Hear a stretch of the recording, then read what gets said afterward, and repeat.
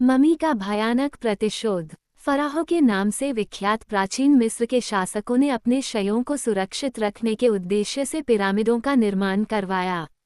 आज भी ये पिरामिड और उनमें रखी ममियां विज्ञान के लिए चुनौती बनी हुई हैं। कारण, जब भी किसी व्यक्ति ने अपनी जिज्ञासा तृप्त करने के उद्देश्य से इनकी खामोश नींद में खलल डालने की चेष्टा की है, उसे मौत का ग्रास बनना पड़ा है। रहस्य के आवरण में लिपटी हुई हजारों साल से सो रही ये ममियां आज भी अपने छूने वालों को मृत्यु दंड देने में सक्षम हैं। राने मिस्री शासकों फराहो का विश्वास था कि आने वाले दिनों में कभी यह भी मुमकिन होगा कि दफनाए गए लोगों को जिंदगी बख्शी जा सकेगी।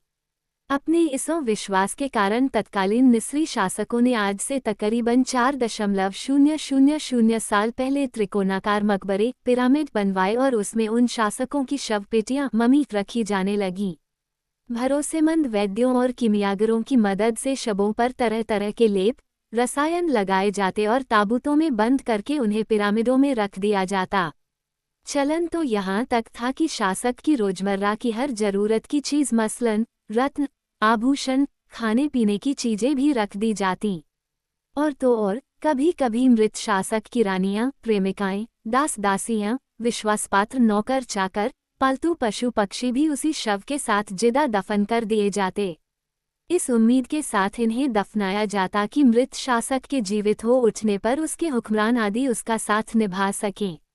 हैरत की बात यह है कि हजारों साल से सोई हुई ये आत्माएं अपने आप में रहस्य का पिटारा हैं। पिरामिडों से प्राप्त हर चीज और ये शव ऐसी हालत में पाए गए हैं मानो इन्हें कल ही दफन किया गया हो। रसायनों का तिलस्म उन्हें आज भी तरोताजा बनाए हुए है। आने वाली दुनिया के लिए ये पिरामिड और सुरक्षित ममियां एक अजूबा थीं। अपनी जिज्ञासा के लिए जब कभी किसी ने इनकी खामोश दुनिया में दखल देने की जर्जात की तो उसे मौत का ग्रास बनना पड़ा।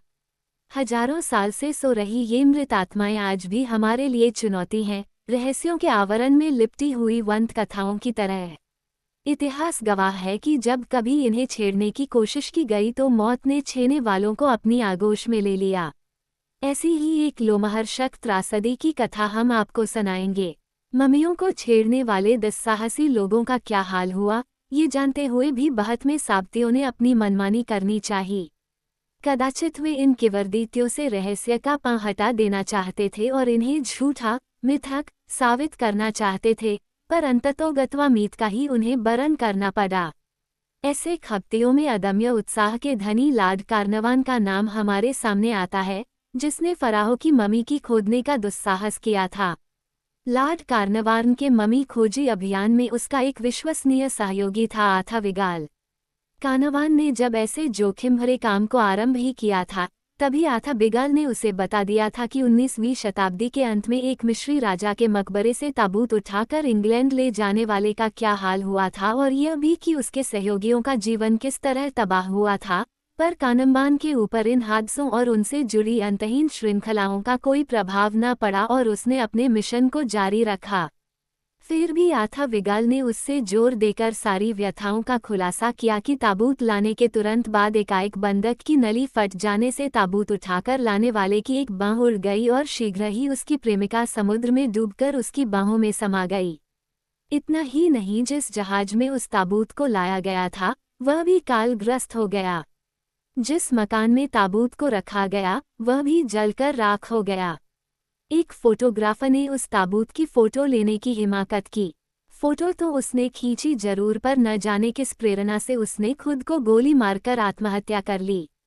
मगर कार्नवान पर इस भयानक हादसे की दिल दहला देने वाले विवरण का कोई असर नहीं हुआ और न ही उसने अपनी योजना को मुलतवी किया, बल्कि उसकी खिल्ली ही उड़ाई। इन सब बातों को उसने मात्र संयोग कहा। फिर भी बिगाल ने उसे चेतावनी देने में अपना फर्ज ही समझ, यदि इस मृत आत्मा का अपमान करोगे तो 2 माह से अधिक अवधि तक दुनिया में न रह सकोगे। फिर भी कार्नवान न माना। वो इस अभियान की सफलता से अपनी बहादुरी और दुस्साहस का ढोल पीटना चाहता था। एक अलौकिक पुरुष काउंट होमान ने भी उसे चेतावनी दी, लॉर्ड कार्नवान मकबरे में कतई घुसना मत। इसकी अवहेलना करने का मतलब बहुत बड़ा खतरा मोल लेना है। जो व्यक्ति इसकी अवहेलना करेगा उसे बीमारी घेर लेगी, उसका इलाज नामुमकिन होगा और मिस्र में ही उसकी मृत्यु निश्चित है। यह कोई सन 1923 की बात है। वर्षारंभ के ही दिनों में ये योजना कार्नवान ने बनाई थी और कई लोगों ने उसे आगाह भी किया था। एक भविष्यवक्ता ने कहा था कि वह 2 माह के भीतर चल बसेगा, पर कार्नवान पर जैसे धन सवार थी। उसने किसी की भी परवाह न की। तूतनखामेन का मकबरा उसने खोद ही डाला। 3000 साल पहले दफनाए गए ताबूत को खोलने पर कार्नवान ने मकबरे पर यह इबारत पढ़ी, फराहो की नींद में खलल डालने वाला अपनी मौत को खुद ही बुलावा देगा। इन्हीं पिरामियों की कोख में छिपी थी रहस्यमय मभियां। यह इबारत पढ़कर कार्नवान के होश उड़ गए। मगर अब तक काफी देर हो चुकी थी। अब तो कुछ नहीं हो सकता था, सिवा इंतजार के कि आगे आगे देखिए होता है क्या। 5 अप्रैल 1923 की सुबह कार्नवान जैसे ही सोकर उठा, उसके बदन में भयंकर पीड़ा उठी। वह चिल्लाने लगा, मैं मरा जा रहा हूँ। जब उसका लड़का उसके पास आया, तब तक कार्नवान बेहोश हो चुका था और इसी बेहोशी में ही उसने मौत की आगोश में अपने कदम रखे। उसी रात कार्नवान दन्या से चल बसा। तूतनखामेन के मकबरे को लोदने के 6 माह के भीतर ही बिशप ममी ने अपना पहला ग्रास बनाया, इस खदाई अभियान के नेता कार्नवान की जान लेकर। कार्नवान की मौत के कुछ ही दिनों बाद उसका एक प्रमुख सहयोगी आर्थामस, जो पुरातत्ववेत्ता था, भी दुनिया से चल बसा। एक दिन अचानक वह बेहोश हो गया और इसके पहले कि डॉक्टर ये पता लगा सके कि वो बेहोश क्यों हुआ, उसने सदा के लिए इस दुनिया से नाता तोड़ लिया। कार्नवान की मृत्यु की खबर पाकर उसका जिगरी दोस्त जॉर्ज गोल्ड मिस्र पहुंचा। वहां पहुंचकर उसने मकबरे का अवलोकन भी किया, पर उसका दुर्भाग्य तो देखिए, अगले ही दिन उसे तेज बुखार चढ़ आया और 12 घंटे के भीतर उसकी मृत्यु हो गई। रेडियोलॉजिस्ट आर्चीबाल्ड ने तूतनखामेन के मकबरे का एक्सरे लिया था। उसे एकाएक घुटन महसूस होने लगी। फलतः वह इंग्लैंड लौट गया, लेकिन शीघ्र ही वह भी काल का ग्रास बन गया। ऐसी ही परिणति कार्नवान के निजी सचिव की भी हुई। उसका निजी सचिव रिचर्ड वेथल एक दिन अपने बिस्तर पर हार्ट अटैक से मर गया। ऐसा ही हथ ब्रिटिश उद्योगपति जोएल बुल का भी हुआ। मकबरे को देखने वाले वह पहले व्यक्ति थे। कुछ ही दिनों के अंदर रहस्यमय परिस्थितियों में ज्वराघात से उनकी भी मृत्यु हो गई। अगले 6 सालों में सन 1930 तक आते आते इस खोजी के 1 दर्जन सदस्य क्रमशः काल के ग्रास में समा गए। उस अभिशप्त ममी का इंद्रजालिक करिश्मा तो देखिए, उसका जादू आज भी बरकरार है। मकबरे के खोदे जाने के 65 साल बाद भी उसका तिलिस्म बदस्तूर जारी है। सन 1970 तक इस अभियान दल के मात्र 1 सदस्य बचे थे।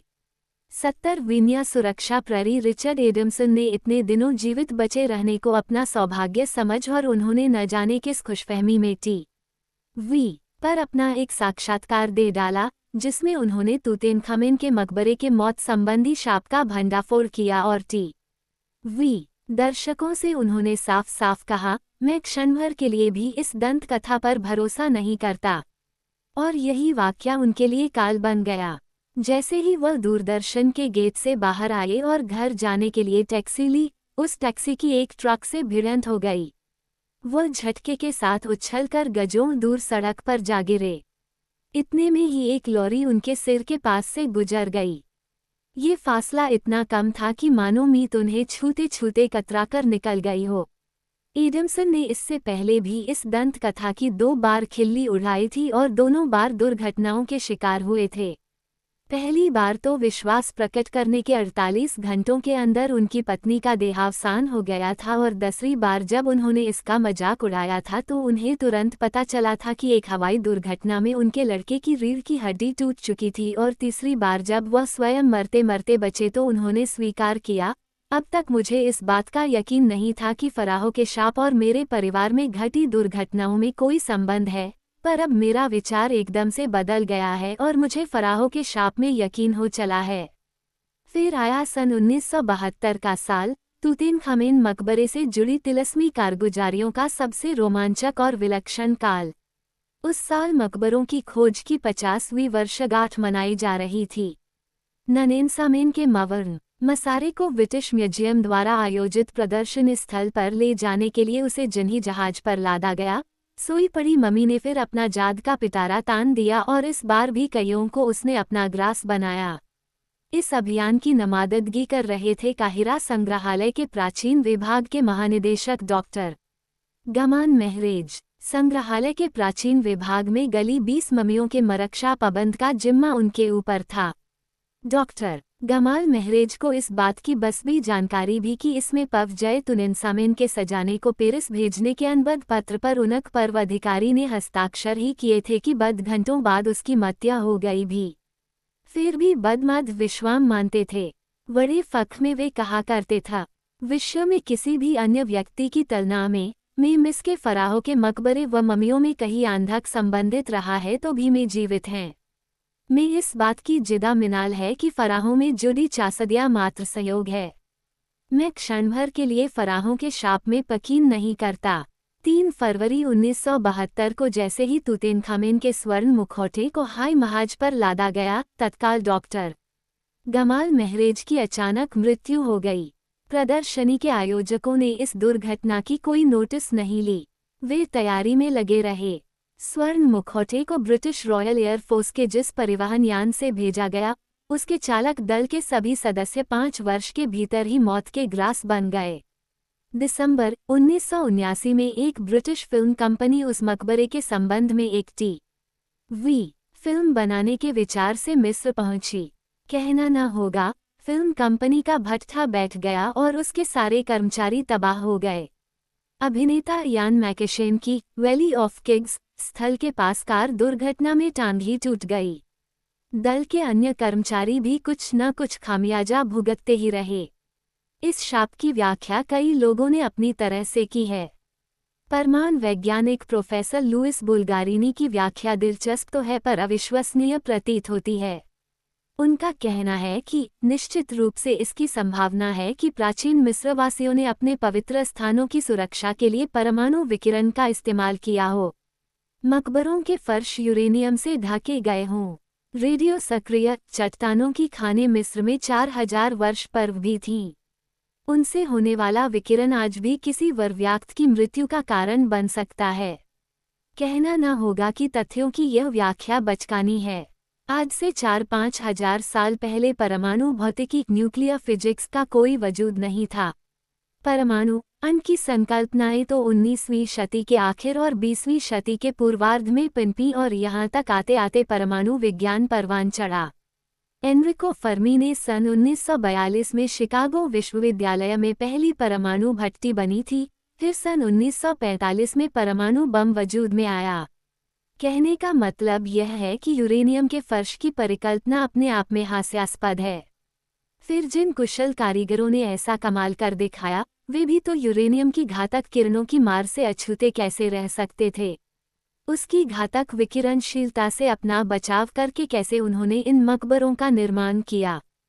फिलहाल इन मकबरों की तिलस्मी पाश को तोड़ पाने में विज्ञान अपने को असहाय पाता है और उसकी तर्कसंगत व्याख्या भी नहीं कर सकता है। देखिए कब टूटता है फराहों के मकबरे का इंद्रजाल।